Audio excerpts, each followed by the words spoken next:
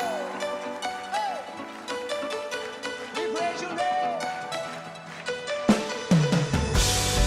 Tepuk tangan yang mana buat Allah kita, come on.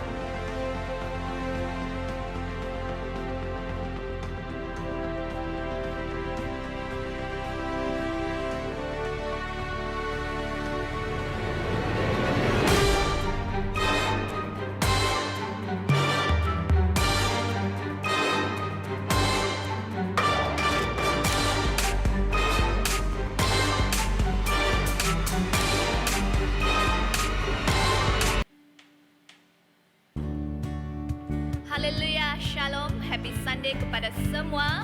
Mari kita datang ke hadirat Tuhan pada pagi ini. Kita persiapkan hati kita, persiapkan jiwa kita, roh kita untuk datang memuji Tuhan pada pagi ini. Amin. Amin. Haleluya.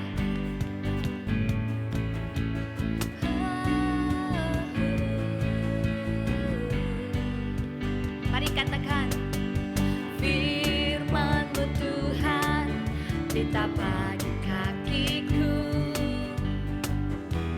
janji-Mu terang bagi jalan-jalanku, kebenaran-Mu menuntunku setiap hari. Ku menantikan-Mu, beri kekuatan baru. Ku kan terbang tinggi di awan bersama-Mu dalam kemuliaan. Sebab firman-Mu teguh menopang, ku kan aman di dalam-Mu Tuhan. Haleluya.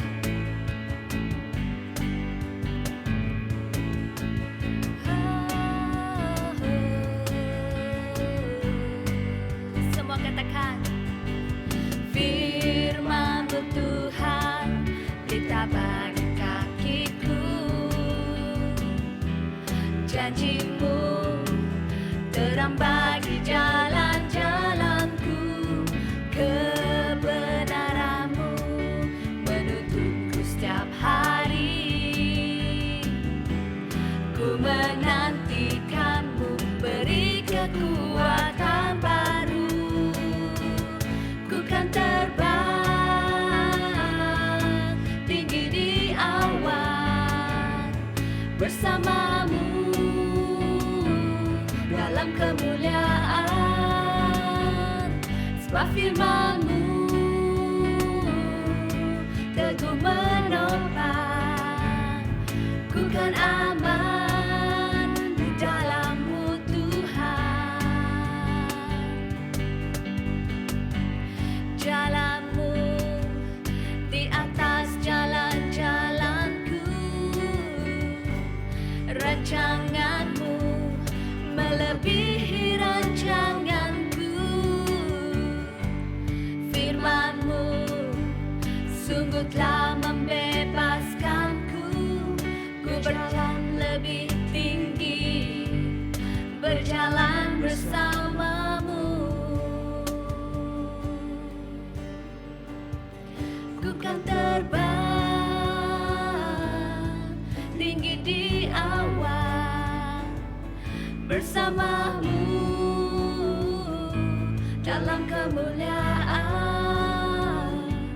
Sebab firman-Mu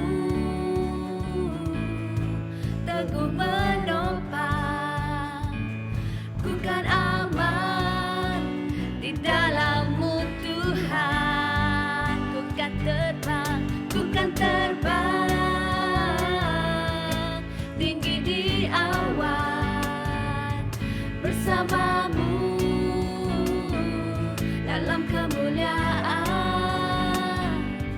Sebab firman-Mu teguh menopang, ku kan aman di dalam-Mu Tuhan. Ku kan aman, ku kan aman di dalam-Mu Tuhan. Ku kan aman, ku kan aman di dalam-Mu Tuhan.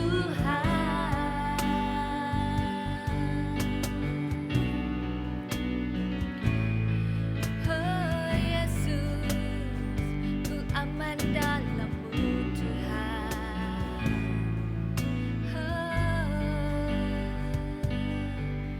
Terima kasih, terima kasih Yesus, terima kasih Roh Kudus, terima kasih Roh Kudus. Haleluya.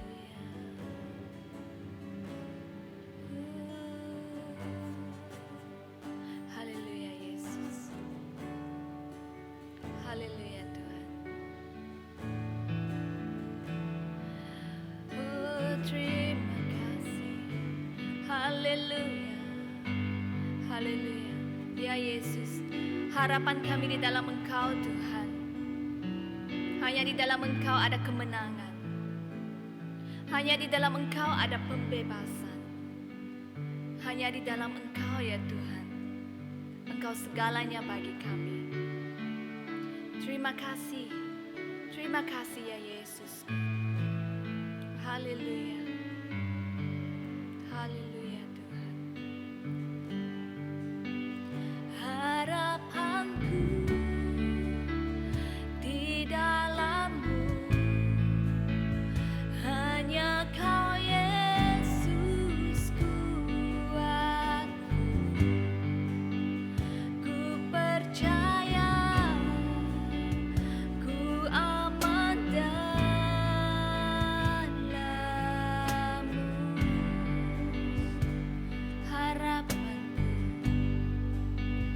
Harapanku di dalam-Mu, hanya Kau Yesus kuatku.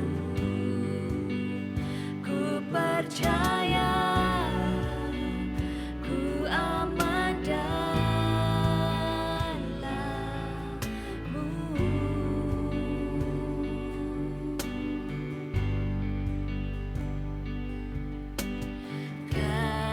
Kasih-Mu, karya-Mu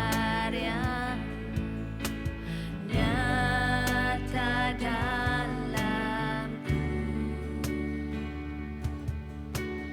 Kau pegang hidupku dalam tangan-Mu.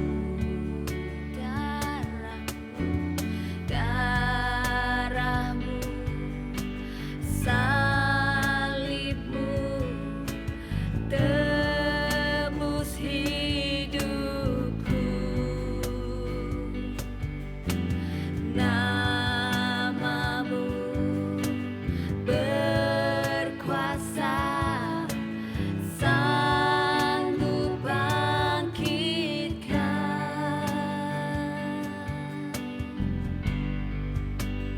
Harapanku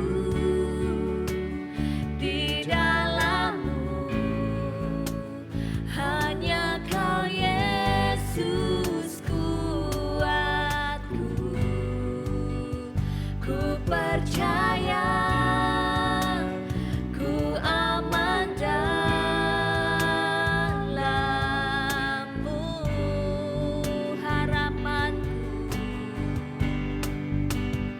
Harapanku di dalam-Mu, hanya Kau Yesus kuatku.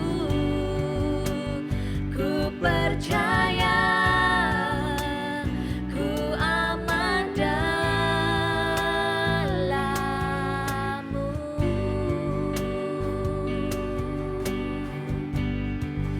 Tak pernah gagal rencana-Mu, terangi jalanku, kuasa-Mu sempurna. Pengharapanku takkan hilang, sebab masa depanku Kau sediakan. Tak pernah gagal rencana-Mu, terangi hidupku, kuasa-Mu sempurna. Pengharapanku takkan hilang, sebab masa depanku dalam-Mu.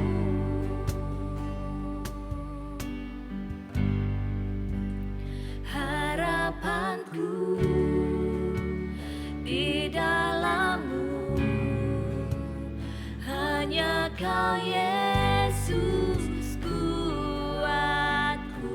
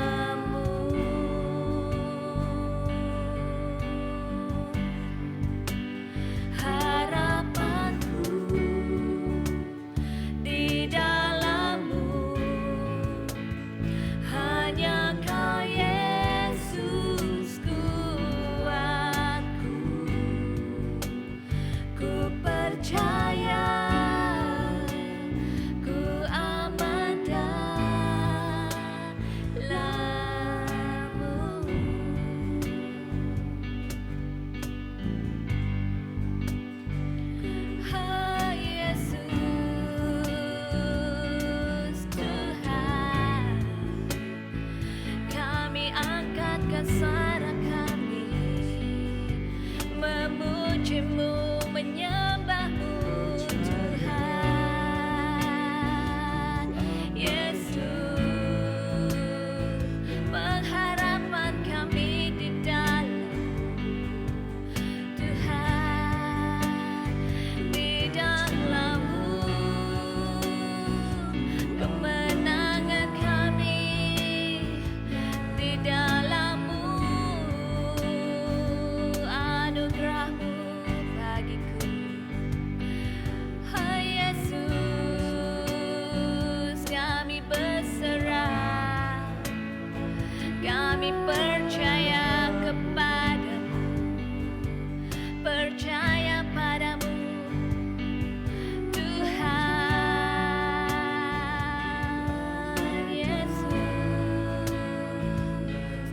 Hanya di dalam-Mu pengharapan kami, hanya di dalam-Mu kemenangan kami. Segala puji, segala hormat, oh Yesus, oh Yesus Tuhan. Haleluya Yesus, haleluya.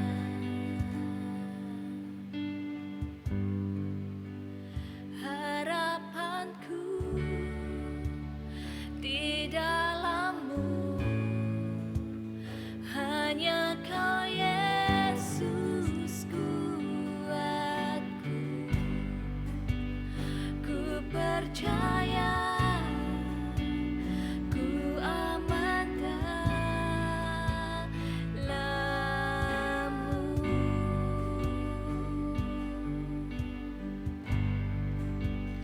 Harapanku di dalam-Mu, hanya Kau Yesus kuatku. Ku percaya, ku aman dalam-Mu.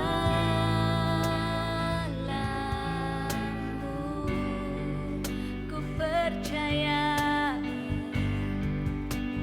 ku percaya, ku aman dalam-Mu.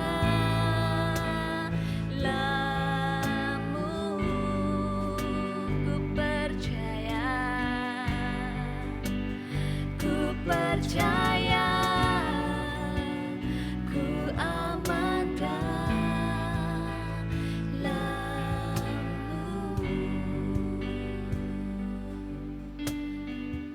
Terima kasih Yesus.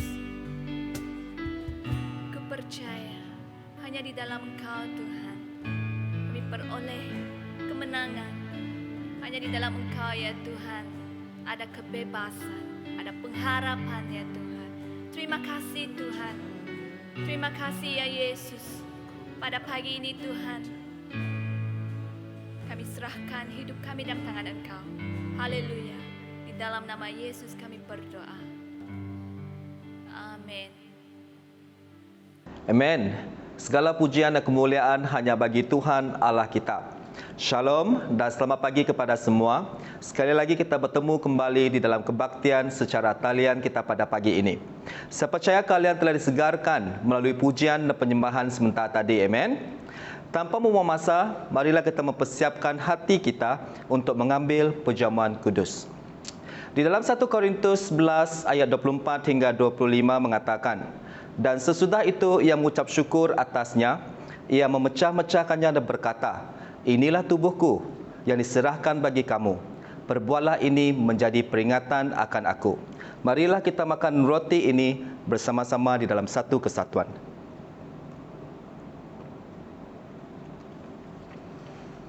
Demikian juga ia mengambil cawan sesudah makan, lalu berkata, cawan ini adalah perjanjian baru yang dimeteraikan oleh darahku. Perbuatlah ini setiap kali kamu meminumnya menjadi peringatan akan aku. Marilah kita minum air dari cawan ini bersama-sama.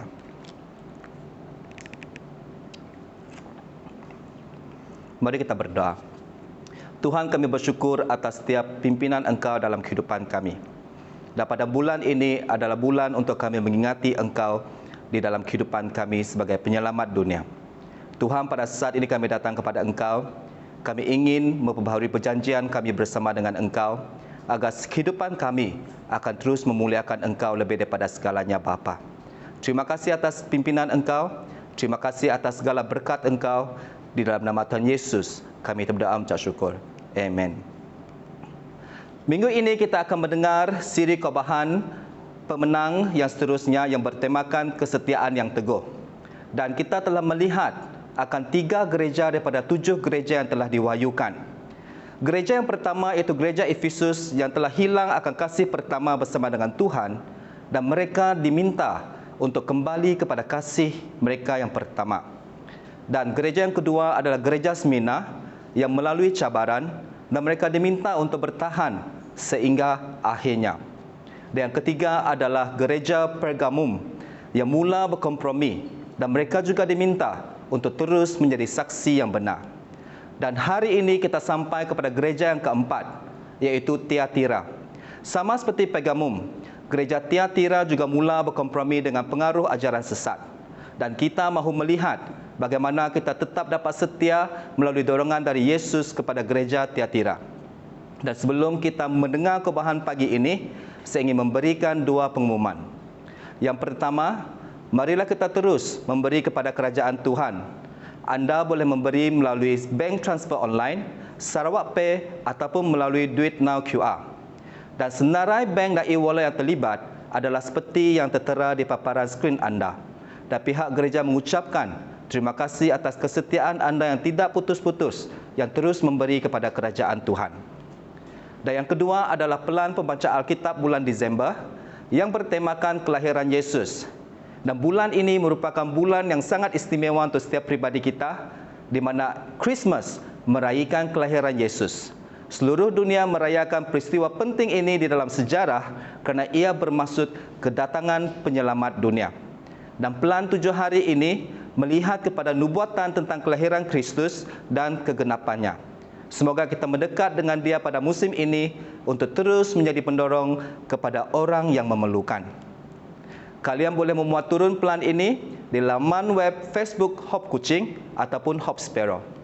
Dan sekian sahaja pengumuman untuk minggu ini, dan mari kita bersama-sama mempersiapkan hati kita untuk mendengarkan kobahan pada pagi ini.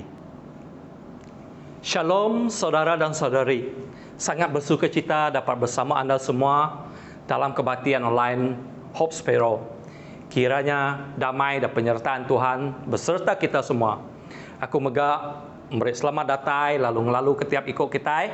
Awak keberkat Tuhan selalu nyengulai kita. Berkat Tuhan selalu ngau kita.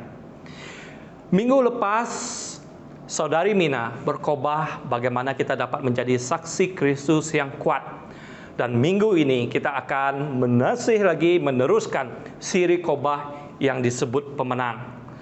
Tajuk khotbah kita pada hari ini adalah kesetiaan yang teguh. Yesus mau gerejanya memiliki kesetiaan yang teguh. Dia mau kita menjadi pemenang. Kita telah melihat 3 gereja daripada 7 gereja yang telah diwahyukan. Efesus hilang rasa cinta pandang pertama. Yesus meminta mereka untuk kembali kepada cinta atau kasih yang mula-mula. Gereja Smyrna yang melalui kesengsaraan, mereka diminta untuk bertahan sehingga akhir. Begitu juga dengan gereja Pergamum yang mula-mula menjadi berkompromi. Mereka diminta untuk terus menjadi saksi yang benar. Hari ini kita akan sampai kepada gereja yang keempat, Tiatira. Sama seperti Pergamum, gereja Tiatira juga mula berkompromi dengan pengaruh ajaran sesat. Dan kita akan belajar bagaimana kita dapat memiliki kesetiaan yang teguh di dalam dunia yang mengelirukan. Saya percaya hari ini Tuhan ingin berbicara menguatkan kita melalui firman-Nya yang akan dikongsikan pada hari ini. Oleh itu saya mau untuk kita membaca dari kitab Wahyu yang kedua ayat 18 sehingga 19. Kepada jemaat di Tiatira, dan tuliskanlah kepada malaikat jemaat Tiatira, inilah firman Anak Allah yang matanya bagaikan nyala api dan kakinya bagaikan tembaga. Aku tahu segala pekerjaanmu, baik kasihmu, baik imanmu, baik pelayananmu maupun ketekunanmu. Aku tahu bahwa pekerjaanmu yang terakhir lebih banyak daripada yang pertama. Tetapi aku mencela engkau kerana engkau membiarkan wanita Isabel yang menyebut dirinya nabiah mengajar dan menyesatkan hamba-hambaku supaya berbuat zina dan makan persembahan-persembahan berhala. Dan aku telah memberikan dia waktu untuk bertobat, tetapi dia tidak mau bertobat dari zinahnya. Lihatlah, aku akan melemparkan dia ke rancang orang sakit, dan mereka yang berbuat zina dengan dia akan kulemparkan ke dalam kesukaran besar. Jika mereka tidak bertobat dan perbuatan itu, dan anak-anaknya akan kumatikan, dan semua jemaat akan mengetahui bahwa akulah yang menguji batin dan hati orang, dan bahwa aku yang akan membalas kepada kamu setiap orang menurut perbuatannya. Tetapi kepada kamu, yaitu orang lain di Tiatira, yang tidak mengikuti ajaran itu dan tidak menyelidiki apa yang disebut selok belok iblis, kepada kamu aku berkata, aku tidak akan menanggungkan beban lain kepadamu, tetapi aku yang ada padamu peganglah sampai aku datang. Dan barang siapa menang melakukan pekerjaanku sampai kesudahannya, kepadanya akan kukurniakan kuasa atas bangsa-bangsa, dan ia akan memerintah mereka dengan tongkat besi. Mereka akan diremukkan seperti tembikar tukang periuk, sama seperti yang kuterima dari Bapakku, dan kepadanya akan kukaruniakan bintang timur. Siapa bertelinga, hendaklah ia mendengar apa yang dikatakan oleh Roh pada jemaat-jemaat. Mari kita berdoa, saudara-saudari. Terima kasih Yesus untuk penyertaan Engkau di dalam hidup kami. Buka hati kami pada hari ini bersamaan ketika kami mendengar firman-Mu. Jadikan kami pelaku firman-Mu di dalam nama Yesus. Amin. Saudara dan saudari, Yesus akan datang kembali lebih awal dari jangkaan kita. Dia mau setiap pribadi dan gereja harus berdiri kukuh. 7 jemaat gereja mewakili gereja secara menyeluruh, keadaan setiap jemaat dan setiap orang percaya. Perkataan Yesus kepada gereja adalah sesuai juga pada hari ini, seperti yang dicatat oleh Rasul Yohanes di dalam kitab Wahyu. Ia mengandungi perintah dan teguran, dan yang lebih penting lagi, dorongan untuk gereja menjadi pemenang. Sementara kita menanti kedatangan Mesias yang penuh mulia, Yesus Kristus. Karena itu, mari kita lihat pesan Kristus agar kita tetap setia sampai akhir. Kesetiaan yang teguh. Yang pertama, kita mesti tahu bahwa siapa Yesus. Dia menggambarkan dirinya. Yang pertama adalah gambaran Kristus tentang dirinya. Kita boleh melihat pada ayat yang ke-18. Mengatakan seperti ini, dan tuliskanlah kepada malaikat jemaat di Tiatira. Inilah firman Anak Allah yang matanya bagaikan nyala api dan kakinya bagaikan tembaga. Saudara dan saudari, Tiatira, bandar perdagangan, kira-kira 40 batu atau 40 kilometer jaraknya dari Pergamum. Perdagangan yang dijalankan berdasarkan pengaruh unsur-unsur bahala. Oleh itu, sesiapa yang terlibat melakukan perniagaan pada masa itu juga secara tidak langsung terlibat dengan rantaian perniagaan yang berkaitan dengan penyembahan bahala. Lydia yang berasal dari Tiatira merupakan orang Eropa pertama yang menjadi orang percaya semasa penginjilan. Rasul Paulus merupakan penjual kain ungu di Tiatira. Kisah ini kita boleh baca di dalam Kisah Rasul 16:14. Dan dia kemudian menjadi saluran untuk pemberitaan Injil di situ. Yesus menyatakan dirinya. Pertama, dialah Anak Allah. Dan ini bertentangan dengan berhala yang disembah di tempat itu. Orang Tiatira menyembah 2 Tuhan. dianggap sebagai anak dewa Zeus. Yesus juga mengenalkan diri menyatakan bahwa dirinya seperti matanya bagaikan nyala api. Ini menggambarkan bagaimana dia menyelidiki setiap hati orang. Dan Yesus juga mengatakan bahwa kakinya bagaikan tembaga. Oleh itu, saudara-saudari, oleh kerana tembaga merupakan perusahaan utama di Tiatira pada masa itu. Dan untuk poin yang kedua, kita melihat bagaimana kita boleh memiliki kesetiaan yang teguh. Yang kedua adalah penilaian Kristus terhadap gereja. Oleh itu kita boleh melihat di dalam ayat 19 sehingga 21. Ayat ke-19 berkata, "Aku tahu segala pekerjaanmu, baik kasihmu maupun imanmu, baik pelayananmu maupun ketekunanmu. Aku tahu bahwa pekerjaanmu yang terakhir lebih banyak daripada yang pertama." Ayat ke-20, "Tetapi aku mencela engkau kerana engkau membiarkan wanita Isabel yang menyebut dirinya nabiah, mengajar dan menyesatkan hamba-hambaku supaya berbuat zina dan makan persembahan berhala. Dan aku telah memberikan dia waktu untuk bertobat, tetapi ia tidak mau bertobat dari zinahnya.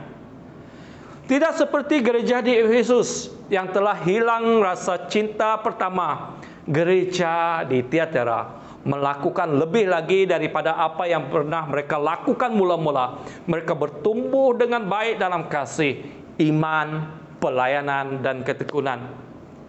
Mereka setia di dalam iman walaupun melalui penganiayaan, tetapi berkompromi terhadap pengajaran sesat di gereja.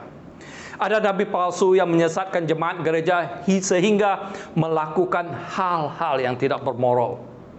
Nama Isabel digunakan sebagai simbol yang menyamakan istri Raja Ahab yang mendorong penyembahan berhala Baal yang dilakukan dan melakukan perbuatan iblis. Kisah ini kita dapat lihat di dalam 1 Raja-Raja 16 ayat 31 hingga 33. Seakan-akan belum cukup ia hidup dalam dosa-dosa Yerobeam bin Nebat, maka ia mengambil pula Isabel, anak Itbal, raja orang Sidon, menjadi istrinya, sehingga ia pergi beribadah kepada Baal dan sujud menyembah kepadanya. Kemudian dia membuat misbah untuk Baal, itu di kuil Baal yang didirikan di Samaria. Sesudah itu Ahab membuat patung Aseria, dan Ahab melanjutkan bertindak sedemikian sehingga ia menimbulkan sakit hati Tuhan Allah Israel lebih dari semua raja-raja Israel mendahuluinya. Bukan hanya Isabel yang melakukan atau bersalah melakukan dosa, Ahab bersekongkol dengan dia. Hatinya penuh ketamakan. Sebagai contoh, dia menginginkan kebun anggur Nabot. Tidak kira berapa jumlah uang yang ditawarkannya, tetapi Nabot menolak untuk menjual kebunnya. Isabel melakukan rancangan untuk mengambil kebun Nabot secara paksa. Dia memfitnah Nabot sehingga Nabot dihukum mati dengan cara dilempar dengan batu. Dengan kematian Nabot telah membolehkan Ahab mengambil kebun Nabot seperti yang diingininya. Di 1 Raja-Raja 21 ayat 25-26 juga menceritakan hal yang sama. Sesungguhnya tidak pernah ada orang seperti Ahab yang memperbudakkan dirinya dengan melakukan apa yang jahat di mata Tuhan, kerana dia telah dibujuk oleh Isabel, istrinya. Bahkan yang telah berlaku sangat keji dengan mengikut berhala, tepat seperti yang dilakukan oleh orang Amori yang telah dihalau Tuhan dari depan orang Israel. Sama seperti Isabel, nabi palsu yang ada di gereja Tiatira, telah menyesatkan jemaat dengan terlibat dalam zina serta makan makanan yang dipersembahkan kepada berhala. Ia mungkin juga seorang wanita atau kumpulan pengajar sesat. Pengajar sesat boleh jadi seorang lelaki maupun perempuan. Hubungan ini menunjukkan pengaruh istri yang kuat terhadap suaminya di dalam melakukan perbuatan iblis. Makan persembahan berhala menjadi gambaran gereja di Tiatira. Bandar ini merupakan pusat perdagangan seperti kain linen, kain ungu, tembaga dan perhambaan, penyembahan berhala dan perzinahan menjadi sebahagian daripada kegiatan perniagaan di Tiatira. Begitu sukar bagi orang Kristen yang melakukan urusan perniagaan di Tiatira tanpa terlibat dengan kumpulan perniagaan tersebut. Orang Kristen yang terlibat di dalam perniagaan juga menerima tekanan yang sama terlibat di dalam upacara yang diadakan di rumah-rumah berhala. Isabel telah mempengaruhi gereja dengan membenarkan mereka terlibat di dalam amalan penyembahan berhala. Setengah jemaat gereja menerima pengajarannya yang menyebabkan mereka menuju jalan kehancuran. Mereka terlibat dengan upacara dan keramaian bagi penyembahan berhala serta melakukan perzinahan dan memakan persembahan untuk berhala. Perzinahan boleh merujuk kepada perlakuan seksual dan juga merupakan penyembahan terhadap berhala. Oleh itu Yesus memberi amaran keras. Dan aku telah memberikan dia waktu untuk bertobat, tapi dia tidak mau bertobat dari zinahnya. Lihatlah, aku akan melemparkan dia ke ranjang orang sakit, dan mereka yang berbuat zina dengan dia akan kulemparkan ke dalam kesukaran yang besar. Jika mereka tidak bertobat dari perbuatan-perbuatan perempuan itu, dan anak-anaknya akan kumatikan, dan semua jemaat akan mengetahui bahawa akulah yang menguji batin dan hati orang, dan bahawa aku yang akan membalas kepada kamu setiap orang menurut perbuatannya. Percobaan untuk menasihati Isabel sepertinya tidak berhasil. Dia menolak untuk bertobat. Jadi Yesus akan menghakimi dia. Oleh itu Yesus mengatakan, aku akan melemparkan dia ke atas ranjang orang sakit dan sesiapa yang telah dia sesatkan, yang juga disebut anak-anaknya. Mari kita melihat kepada yang berikut. Jika pengajaran seseorang yang menyebabkan kita cenderung kepada duniawi, menyebabkan kita lebih jatuh kepada dosa, seksual dan terlibat dengan ajaran kultus sesat, kita harus mempertimbangkan ajaran tersebut dengan serius. Jika Anda mendengar khotbah atau pengajaran yang membuatkan Anda merasa semakin tidak merasa berdosa, melakukan hal zina dan cerita lucah. Jika pengajaran tersebut ketika Anda mendengarnya membuatkan Anda semakin tamak. Semua ini tanda-tanda kultus ataupun ajaran sesat. Saya sendiri pernah ada pengalaman ketika ada pemimpin. Saya pernah mendengar bahawa ada pemimpin gereja, bukan gereja kita, yang mengatakan it's okay, itu biasa saja jika kita memakai azimat untuk tujuan baik. Saudara-saudari, walaupun pada masa itu saya masih baru di dalam iman, masih muda di dalam iman, tetapi di dalam roh saya tahu ajaran seperti itu adalah ajaran yang tidak benar. Yang seterusnya adalah bagaimana kita boleh mengetahui ajaran sesat. Perhatikan ini, pengajaran yang mendorong kita menjadi semakin tamak, semakin mencintai duniawi. Kita tidak melakukan pelayanan dengan ikhlas, tetapi selalu mengharapkan sesuatu balasan. Pengajaran yang menggunakan ayat-ayat Alkitab untuk membenarkan keinginan pribadi. Melalui pengajaran sesat, gereja didorong untuk berkompromi dengan nilai-nilai duniawi dan terlibat dengan aktiviti yang bertentangan dengan nilai-nilai ketuhanan. Yang ketiga ialah nasihat Kristus kepada gereja. Mari kita lihat ayat ke-24 dan 25. Tetapi kepada kamu, yaitu orang lain di Tiatira, yang tidak mengikuti ajaran itu dan tidak menyelidiki apa yang disebut selok belok iblis. Kepada kamu aku berkata, aku tidak akan menanggungkan beban lain kepadamu, tetapi apa yang ada padamu, peganglah sampai aku datang. Ada jemaat yang telah dipengaruhi oleh pengajar sesat, tetapi jemaat gereja yang lain tidak mengikuti ajaran sesat. Mereka tidak mempelajari yang disebut selok belok iblis. Yesus menasihati mereka untuk terus bertahan sehingga kedatangannya kembali. Yesus berkata, "Aku tidak akan mau menanggungkan beban lain kepadamu. Mereka hanya perlu untuk terus melakukan dengan setia apa yang sedang mereka lakukan." Oleh itu ayat 19 mengatakan seperti ini, "Aku tahu segala pekerjaanmu, baik kasihmu maupun imanmu, baik pelayananmu maupun ketekunanmu. Aku tahu bahwa pekerjaanmu yang terakhir lebih banyak daripada yang pertama." Oleh itu disebut di sana tidak menanggungkan beban lain. Kita boleh melihat sebagai contoh di dalam Kisah Rasul 15 ayat 28-29. "Sebab adalah keputusan Roh Kudus dan keputusan kami supaya kepada kamu jangan ditanggungkan lebih banyak beban daripada yang perlu ini. Kamu harus menjauhkan diri dari makan makanan yang dipersembahkan kepada berhala, dari darah, dari daging binatang yang mati dicekik, dan dari percabulan. Jikalau kamu memelihara diri dari hal-hal ini, kamu berbuat baik. Sekianlah, selamat." Kita telah melihat betapa bahayanya bertoleransi dengan mereka yang menyebarkan ajaran sesat. Isabel bersekutu dengan apa yang disebut selok belok iblis, seperti yang disebut di ayat 24. Menunjukkan sebenarnya bukan orang percaya walaupun dikenali sebagai pengajar di gereja.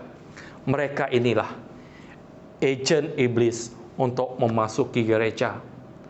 Dia mengetahui pengajaran yang dalam tentang Tuhan, tetapi sebaliknya pengajaran daripada setan. Berwaspadalah terhadap seorang yang mengaku menerima wahyu dari Tuhan, tetapi sebaliknya untuk kepentingan diri.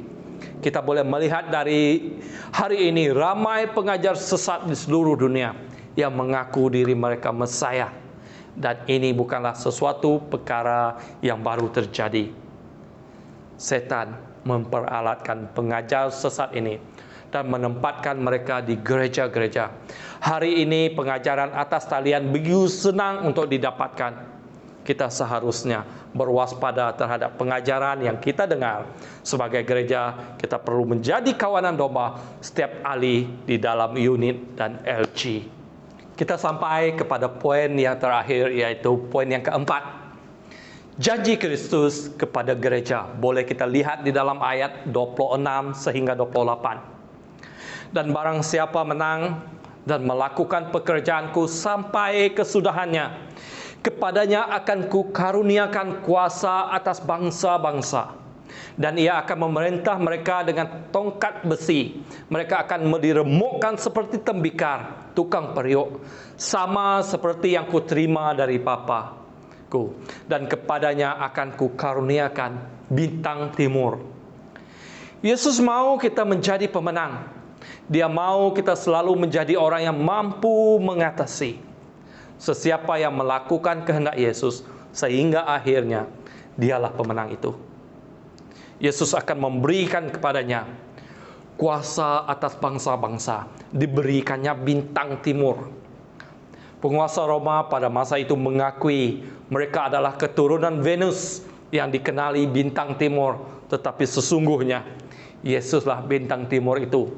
Dan Yesus berkuasa di atas segala-galanya. Yesus akan memberikan dirinya sendiri sebagai gereja. Kita patut setia kepadanya. Dan jangan digoda oleh Isabel. Ganjaran kita adalah Yesus. Menjadi pemenang sesuatu yang pertama setiap orang percaya harus lakukan sebelum menerima ganjaran surgawi. Kita dipanggil untuk terus setia kepada Tuhan dan juru selamat kita, Yesus Kristus. Kita boleh menjadi setia karena Dia setia. Yesuslah sumber kekuatan kita. Mari kita berdoa. Bapa di surga, terima kasih untuk firman-Mu. Ajar kami untuk mendekat kepadamu dan memiliki hubungan yang dekat dengan Tuhan kami dengan penuh kuat. Kiranya hati kami selalu peka dengan suara-Mu dan bertahtalah di dalam hidup kami. Dan berikan kepada kami hati yang taat setia kepadamu dan firman-Mu. Di dalam nama Yesus. Amin. Terima kasih saudara dan saudari kerana mendengar firman Tuhan bersama-sama. Kiranya berkat Tuhan beserta kalian semua dan kongsikanlah firman Tuhan ini kepada kawan-kawan dan keluarga kita. Jumpa minggu hadapan.